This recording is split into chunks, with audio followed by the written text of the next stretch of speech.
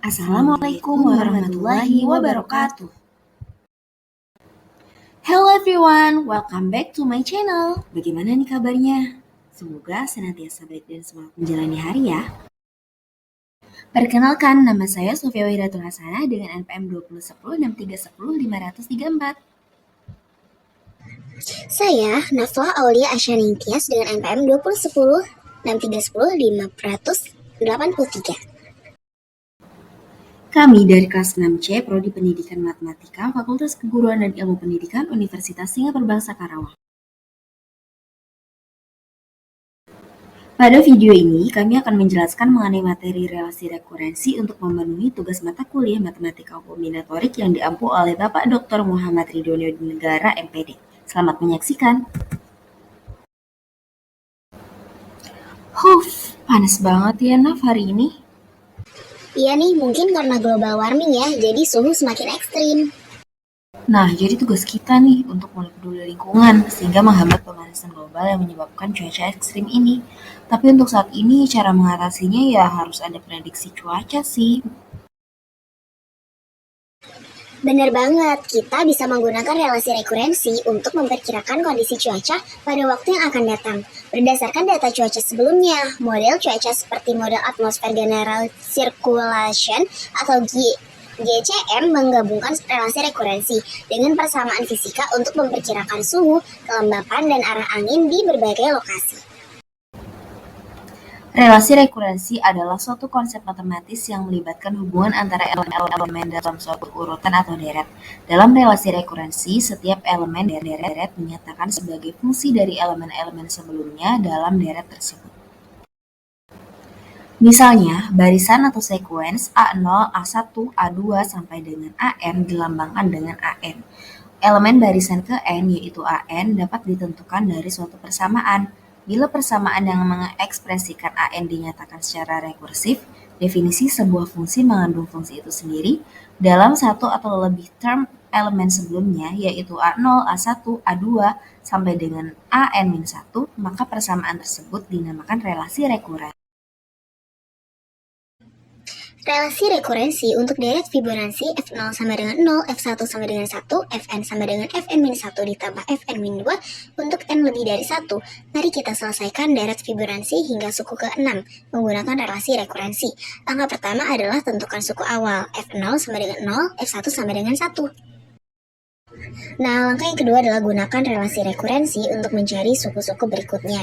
F2 sama dengan F1 tambah F0 sama dengan 1 tambah 0 sama dengan 1, F3 sama dengan F2 tambah F1, F4 sama dengan F3 tambah F2, sampai dengan F6 sama dengan F5 tambah F4. Bisa dilihat di layar, jadi deret Fibonacci hingga suku ke-6 adalah 0, 1, 1, 2, 3, 5, 8.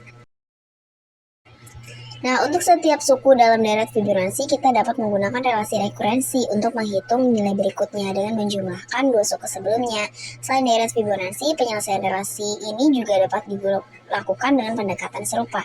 Namun perlu diingat bahwa beberapa relasi rekurensi mungkin lebih rumit dan memerlukan teknik penyelesaian khusus seperti transformasi atau metode rekursi tertutup.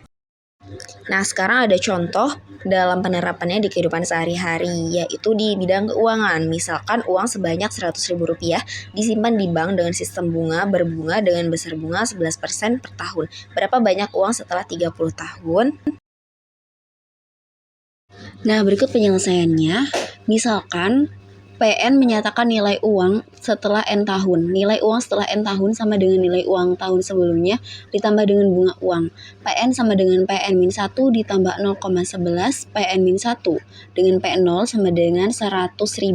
Solusi relasi rekurensinya adalah sebagai berikut. PN sama dengan PN-1 ditambah 0,11 PN-1 sama dengan 1,11 PN-1 sama dengan 1,11 dikali 1,11 PN-2 sama dengan 1,11 pangkat 2 PN-2 sama dengan 1,11 pangkat 2 dikali 1,11 PN-3 sama dengan 1,11 pangkat 3 PN-3 dan seterusnya sampai dengan 1,11 pangkat N PN0. Jadi PN sama dengan 1,11 pangkat N PN0 sama dengan 100.000 kali 1,11 pangkat N. Nah, karena setelah 30 tahun, maka banyaknya uang P30 sama dengan 100.000 dikali 1,11 pangkat 30 sama dengan 2.289.229,66 rupiah. Oh iya, relasi rekurensi ini juga banyak jenisnya loh. Di antaranya, yang pertama adalah relasi rekurensi linear, di mana setiap elemen dalam deret tergantung pada elemen sebelumnya melalui hubungan linear. Contohnya adalah deret Fibonacci, di mana setiap elemen adalah jumlah dari dua elemen sebelumnya. Misalnya, AN ditambah 2 sama dengan AN ditambah 1 ditambah AN. Yang kedua ada relasi rekurensi non-linear, menggambarkan ketergantungan non-linear antara elemen dalam deret. Contohnya adalah deret kuadrat, di mana setiap elemen adalah hasil kuadrat dari elemen sebelumnya. Misalnya AN tambah 1 sama dengan AN dikuadratkan. Nah, jenis yang ketiga adalah relasi rekurensi terbagi dua, di mana setiap elemen dalam deret diperoleh dengan membagi elemen sebelumnya menjadi dua.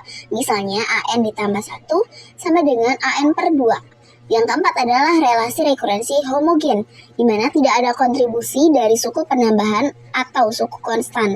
Dalam hal ini, setiap elemen dalam deret hanya tergantung pada elemen sebelumnya. Contohnya adalah deret Fibonacci homogen, di mana tidak ada suku penambahannya. Misalnya AN plus 2 sama dengan AN plus 1 dikurangi AN. Nah, jenis yang terakhir adalah relasi rekurensi non-homogen. Terdapat suku penambahan atau suku konstan yang mempengaruhi setiap elemen dalam deret. Misalnya, pada deret Fibonacci non-homogen, di mana terdapat suku penambahan. Misalnya, AN plus 2 sama dengan AN plus 1 ditambah C, di mana C adalah suku konstan. Wah, ada banyak banget ya jenis-jenis relasi rekurensi. Pemilihan jenis relasi rekurensi ini tergantung pada sifat masalah yang ingin dipecahkannya kan, dan hubungan yang ingin dijelaskan antara elemen tersebut. Jadi, penerapannya harus sesuai dengan jenis yang ingin dicapainya.